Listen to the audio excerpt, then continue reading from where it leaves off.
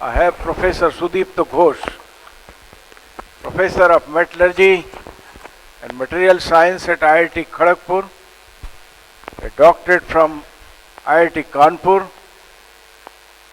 M.Tech and PhD both from IIT Kanpur. He worked as scientist in Tata Research and Development Design Center, Pune, currently professor in the Department of Metallurgical Sciences at IIT Kharagpur. His specialization is in computational material science, modification science, deformation behavior of materials, and storage materials.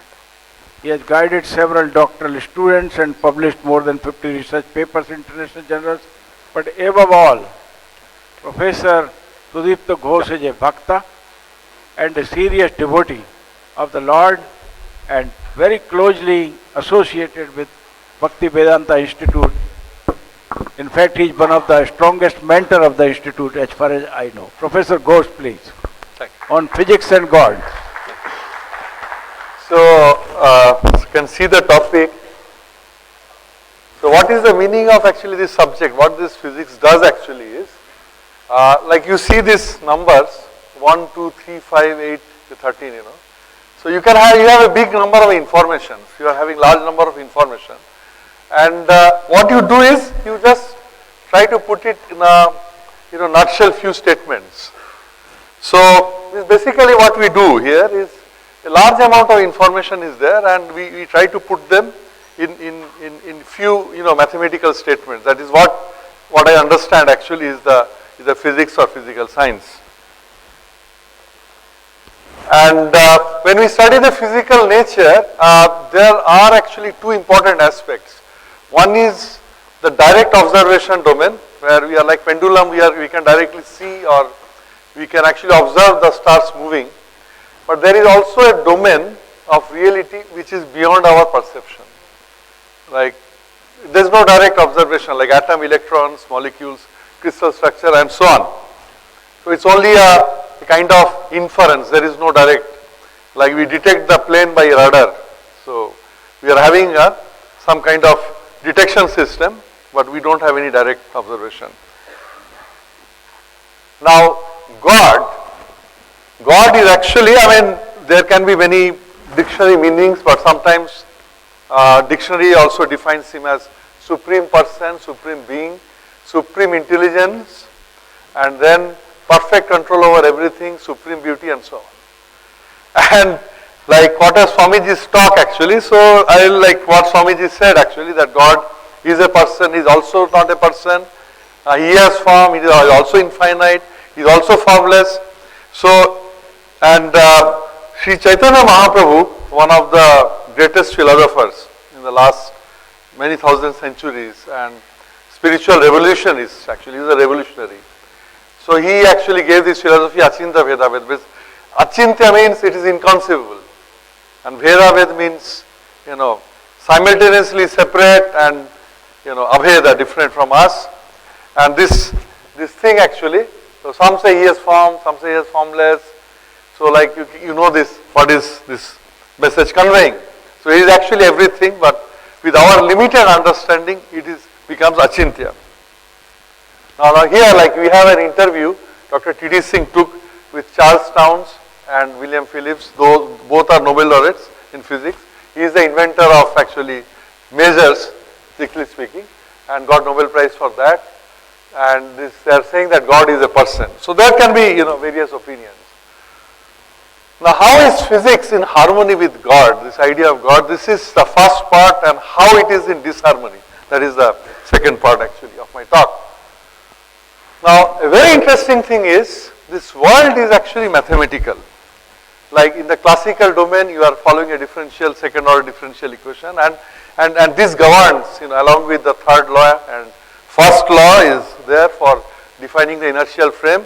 So this actually dictates, and even a stone is following. Actually, it is a mathematical world.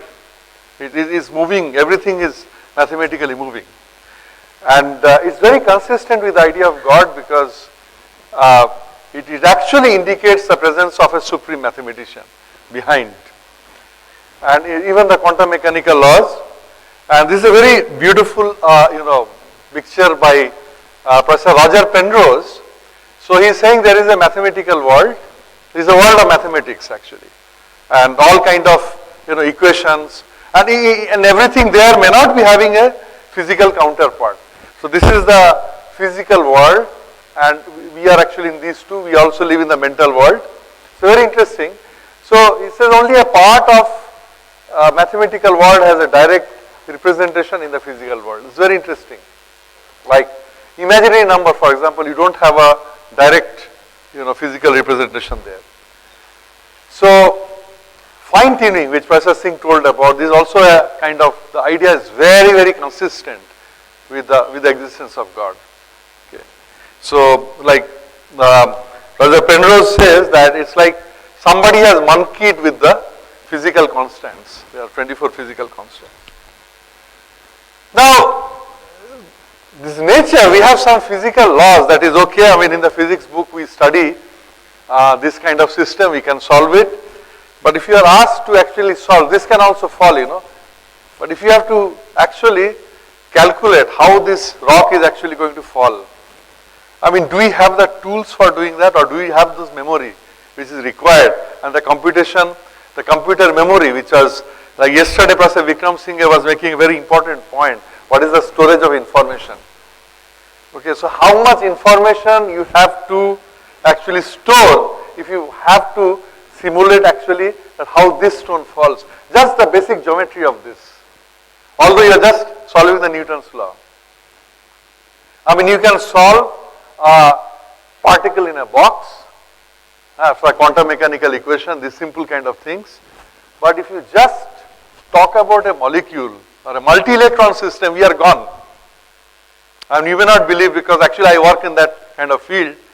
If you have more than one electron system together, you cannot solve the Schrodinger equation, and we are just struggling with all kind of exchange correlations. They are called exchange. I mean, you need those kind of things for density functional calculations. And if you take a real kind of system, I mean, these are all cluster of atoms. It's impossible actually. It's impossible. And the kind of geometrical complexity at every level, there is an order, but we really have not able to discover that order. Now, this idea is also very consistent with God, because if God is there, then it has actually infinite intelligence. It's very important because the information that is stored in the whole universe, and if something is behind it, it must have more information. Otherwise, there is a self-referentiality coming in. And of course, this is also very consistent, because when you see the universe, you start from subatomic world, then molecule, then earth, and what Professor Vikram Singh was showing actually, the clusters of galaxies, and you move across. So and really that makes us very difficult, because all these length scales are connected. How the electrons behave, that decides how the two atoms are interacting. How the atoms are interacting, that decides how the solid or the liquid, what is the viscosity of the liquid. So it's connected. Totally from top to down it is connected. And interestingly, physics, our laws are only bottom up. It's not top down. We don't say that the thermodynamic laws decides how the atoms are interacting, and that decides how the electrons are behaving. You always start from how the electrons and the nucleus interact, and how the molecules are behaving, and how the macroscopic object is behaving. We move like this. So this is a very interesting observation we must make. Now, this is also something very interesting, and there the concept of God and the physics, and they are actually very much in harmony.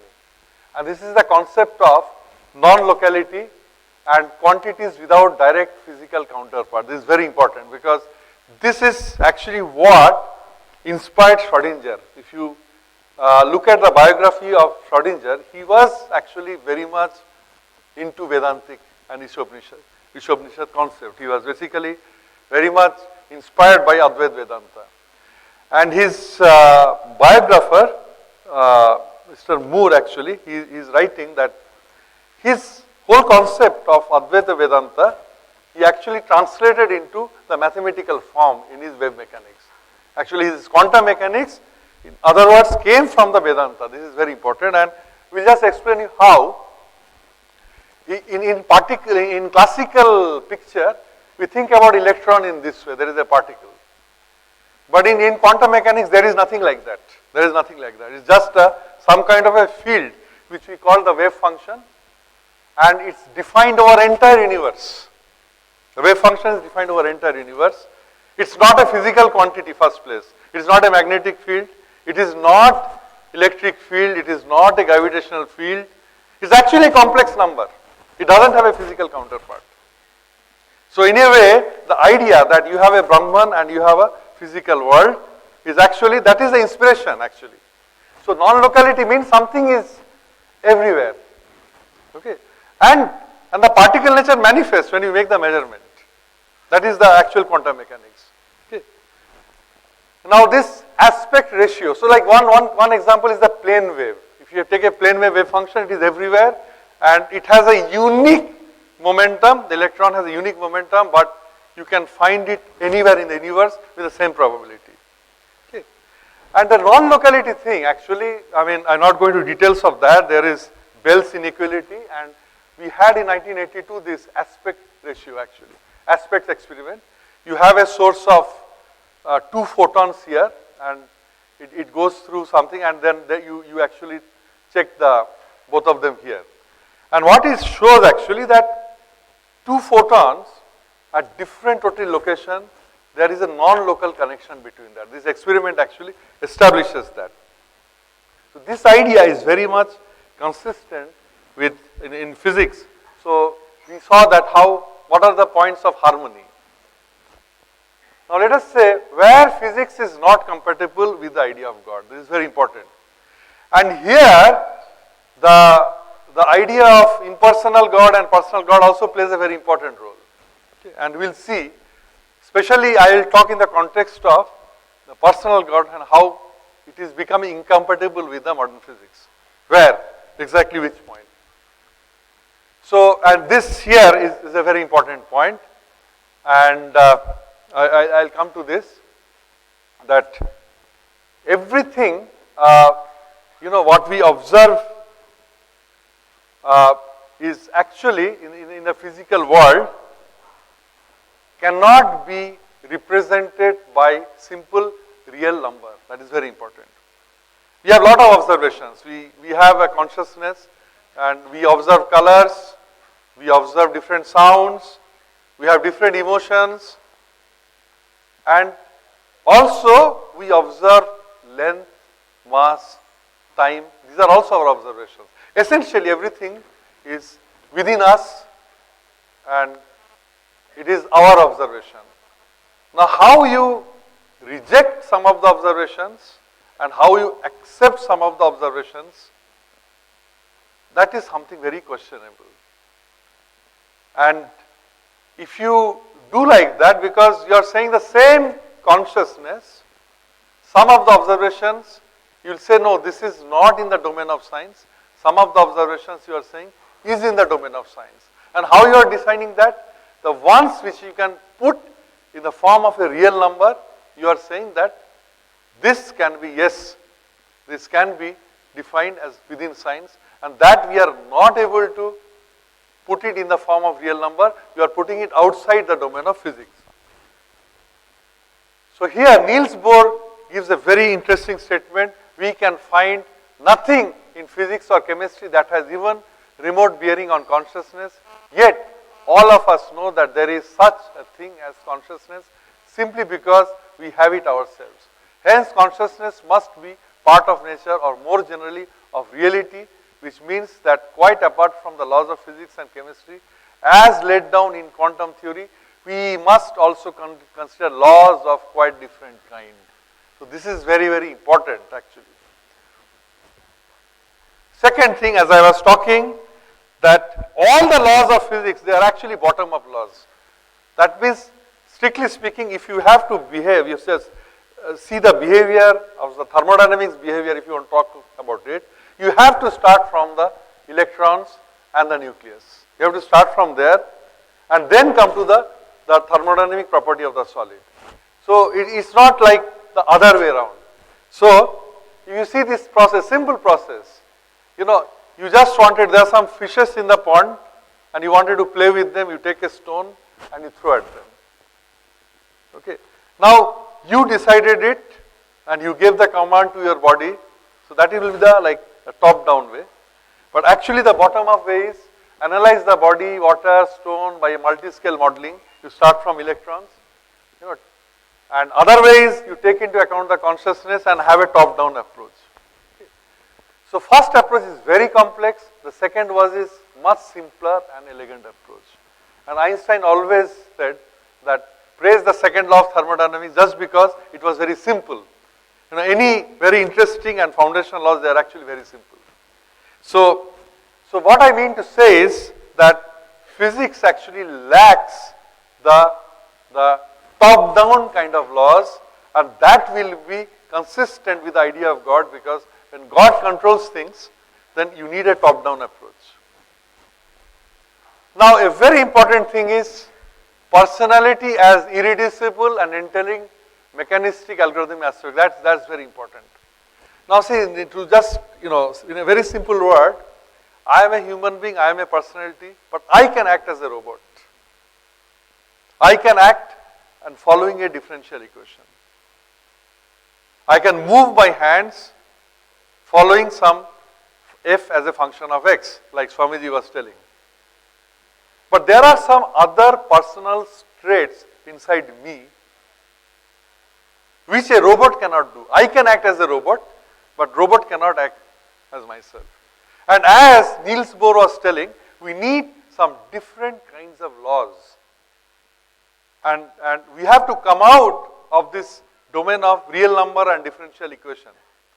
Even in you know, in the recent times, is like the cellular automata. If you read this Wolfram's famous book, A Different Kind of Science, you know, we have to come out actually and think beyond that. And we need different kind of laws. That is very important. And they are very precise. Like what I mean is now, like let us take this example. Like you have a color combination. You have red and you have yellow, and that gives orange. Let's say. I mean, that's a very precise kind of thing. You are not expressing any real number there, but you are actually combining the states. That's what exactly we also do in cellular automata. We need not have any arithmetic kind of rule. Okay. You have two personalities, and when they come closer, there is going to be a certain kind of interaction they are going to have. It's not going to be random. It definitely follows a law, but that law cannot be expressed in the form of a real number. You bring two persons together, maybe two very famous personalities, and when you make them sit together, you can possibly predict what is the kind of, you know, are they going to fight or they are going to become friends. So definitely, so there are laws, but not necessarily expressed in the form of the real number. So I've given this example, and you know, I'll just skip. So what I mean to say, so there are points in physics which are actually very compatible with the idea of God, and also there are some very important aspects which are not compatible with the existence of God. This is very important, and in particular the personal God.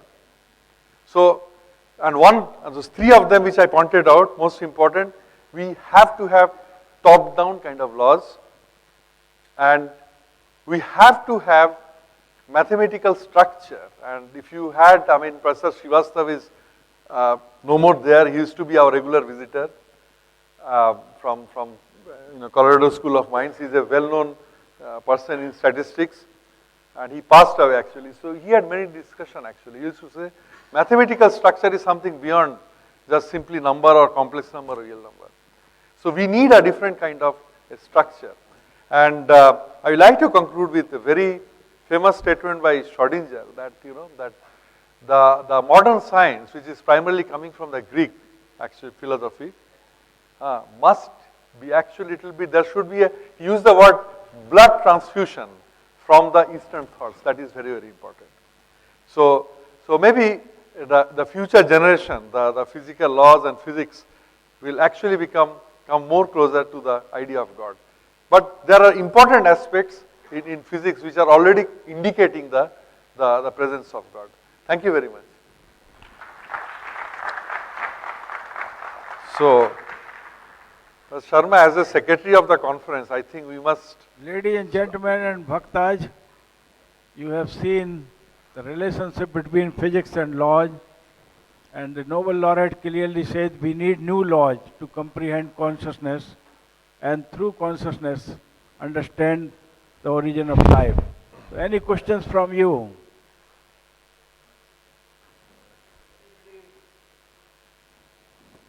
Want to rub his brain with Professor Sudipta Ghosh? Maybe during the tea time. They are saying physics is too simple. While we are taking the tea break, I think we can have the discussion. Professor Sharma is saying that I was feeling, that they are feeling miserable. I was actually feeling miserable because as a speaker, I like to take some time, but as a secretary of the conference, I like to come. So maybe we can have it during the tea actually. I ask you a question then when no one is asking. Last one, of course. Yeah. Why we are looking at physics and God, chemistry and God, mathematics and God? Why not all sciences together as the science of God? Yeah.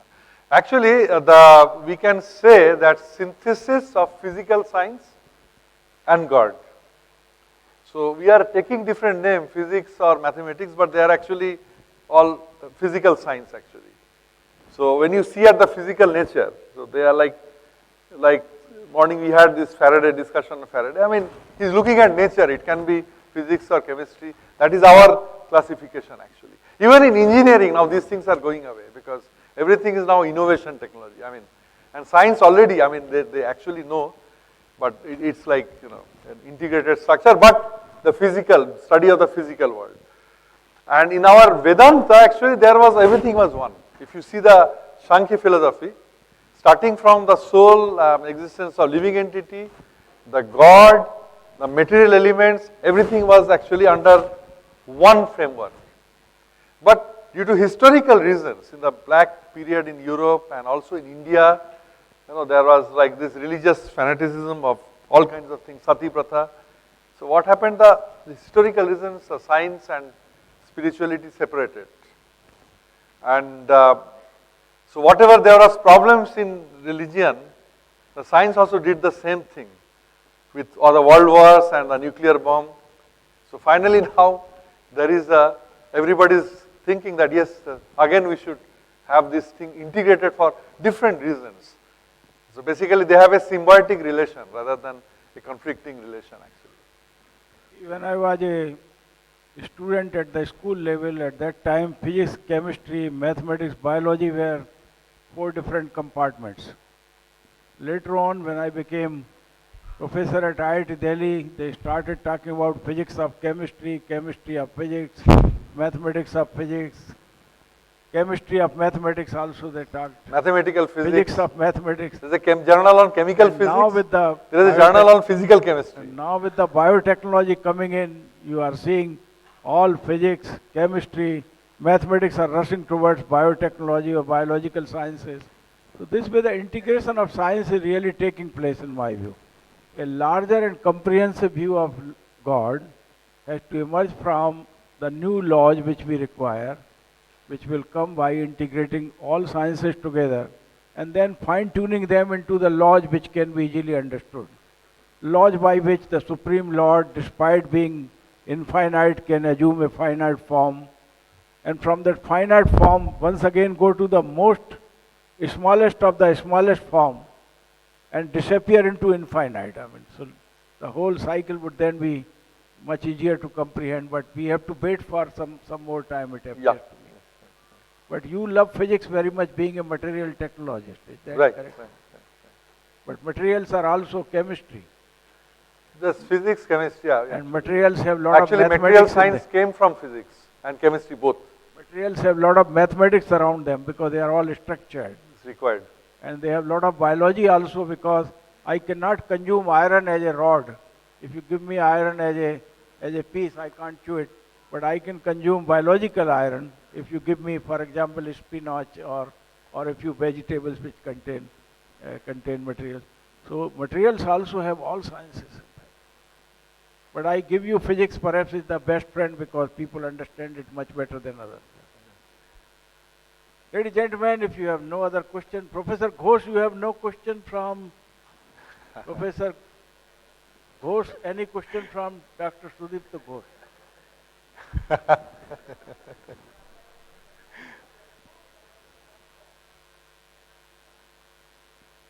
He can ask later. Professor Ghosh is satisfied. And our mathematician friend, because you really proved the existence of God through mathematics. Any question from Dr. Ghosh?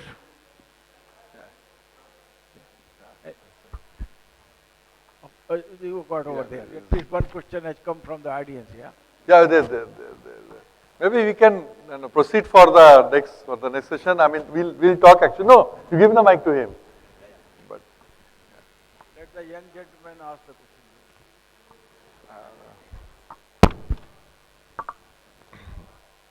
Sir, don't you think that physics and God was never, this search for physics and God, reality in physics and God was never separated? Because if a scientist works, basically the followers of positivist philosophy like Bertrand Russell and all, they always said they are seeking some kind of ultimate truth or ultimate reality.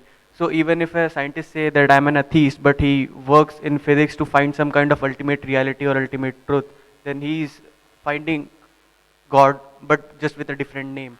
So in Western philosophy, this physics and God was never separated.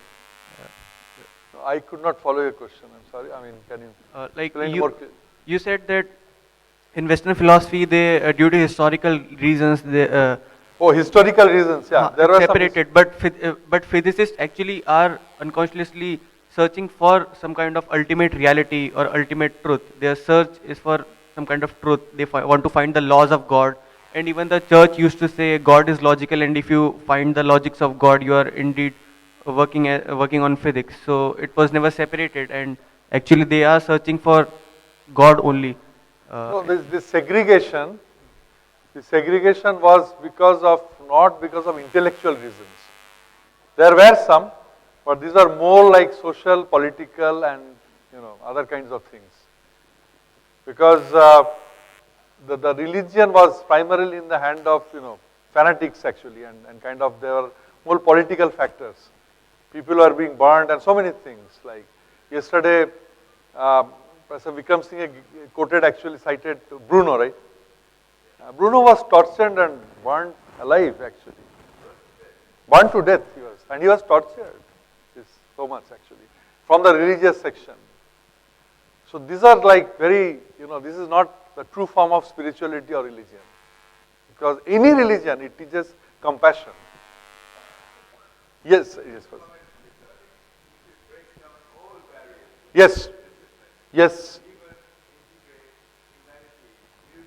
Absolutely. That is what it is actually. Professor, there's one more question. In our traditional intellectual traditions, like Vedantic, Buddhist, see these barriers are not there. These barriers are not there. These are much recent actually. These are man-made actually, yes.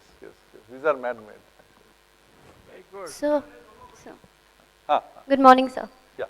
So we say that there is so much uncertainty and randomness in this universe. So are these physical laws an attempt to find order in this randomness, or are we living in a very deterministic world? Actually, this determinism, the quantum mechanics actually has given up with determinism.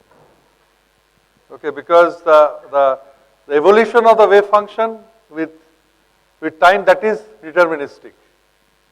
But when you actually make the measurements, so you can, for the same wave function, you can get different outcomes. That is the superposition principle. And there are probabilities. Okay, and this is what Einstein did not accept. That's why he said God cannot play dice with the nature. Okay, now, so this is one question, whether probabilistic or deterministic. But even within deterministic, are you able to understand the random structure? That's very interesting. Definitely, like I personally sort of believe that even behind the random structure there is an orderliness, which we are not able to understand. Okay, if the structure within atom is so much organized, why not everything? So if the physical constants are so precisely coming, why not the geometrical arrangements? So my personal belief is that there is an orderliness and we have to discover it. A simple example is like you generate random number in the computer, or you can generate chaotic structure in the computer, but there behind there is a very clear-cut algorithm. So we have to think in that line, and I think the Stephen Wolfram's idea actually, maybe it's appearing to be superior actually. I mean, but that kind of, and we need different kind of laws there also. Okay, or maybe this, if you try to have a top-down kind of thing, maybe that can be helpful actually. So determinism, probability is one question, and this random, like the complexity in the geometry and the arrangement, that is another thing. Can you put it in a simple way? Just like we describe the crystal structure, you take a suppose amorphous, liquid has all kinds of random atomic distribution. Can you express it in terms of some regular periodic geometric arrangement? And it should be possible actually, because if you see like any periodic function, when you split it in the form of, so some kind of, thing may be coming up. I mean, it's a very interesting topic actually. Ladies and gentlemen, nothing could be better than finishing this session with the prime understanding that we have a long way to go, but the journey has begun. Mathematicians are searching for God, physicists are searching for God. Of course, science and engineering together is searching for God through intelligent design, fine-tuned. The journey should continue. Ishavashtamidam sarvam yat kinchat jagatyam jagat ten tyakten bhunjita magradha kasasiddhanam. And therefore, I think all sciences together, in my opinion, would be searching what the elephant looks like. Currently, each one of them is looking at it from its own perspective.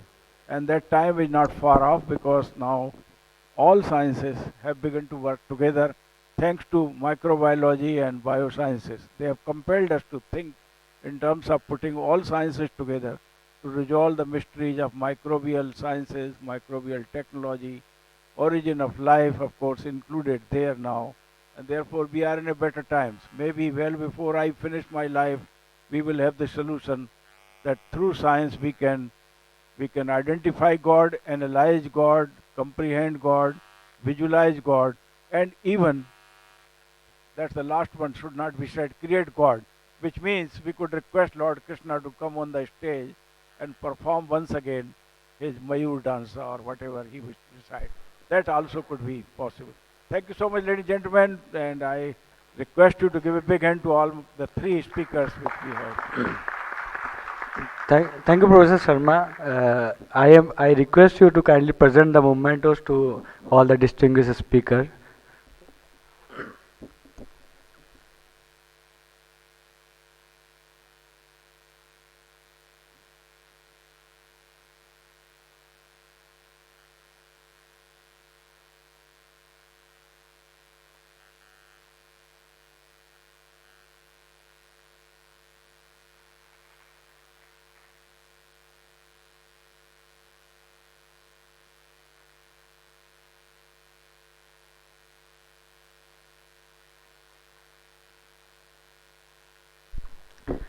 May I now humbly request His Holiness Sri Krishna Mangal Swami from Bhaktivedanta Institute to kindly present the memento to Session Chair Professor P.B. Sharma.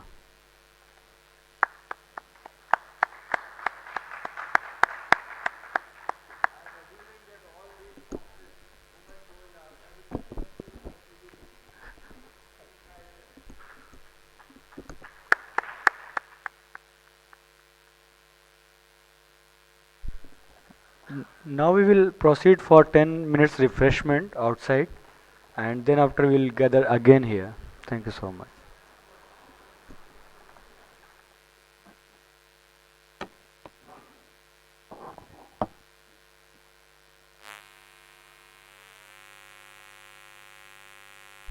Hello hello hello hello মানু ওখানে গিয়ে check করতে বলো একটু